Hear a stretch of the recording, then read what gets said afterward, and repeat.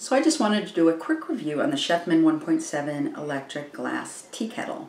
So I have it right here and you can get a sense of the size. It sits on a little plastic base. This unit will boil 7 cups in about 7 minutes, which is much faster than the stovetop and the microwave. So if you want to have hot water very fast, this is awesome for it. What I love about it is there's a little hopper. You just hold it under the faucet and pour the water in. It has one touch to turn on. And I usually do a lot less water because I just fill my coffee mug before I fill it with coffee and heat it up, so by the time I get to work I have really hot coffee, which I love. So it is a single pour or cordless pour, so you don't have to worry about the cord following you around. And it has automatic shut off, so it'll turn itself off so you don't have to worry about it over boiling, and the blue light will tell you that it is on.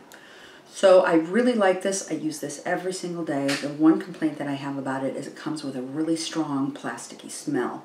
And I had to boil a lot of water and that took it away a little bit, but I finally had to use some vinegar to finally get rid of that smell, because it does affect the taste if you're using it for tea.